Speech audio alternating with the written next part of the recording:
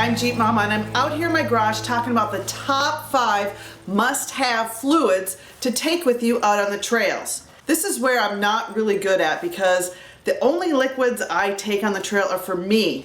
I usually take my water and some Gatorade, but your Jeep needs fluids too. So what I did is I reached out to my fellow Jeepers to ask them their top 5 fluids they take with them out on the trails, and here's what I found. Number 1 was oil, 2 was coolant, 3 was water, 4 was brake fluid, and the top 5 rounded out with a tie for 3 fluids. That would be transmission fluid, differential fluid, and gas. I only carry gear oil in my Jeep when I go off-roading. I'm gonna have to step up my game and look into the other fluids I need.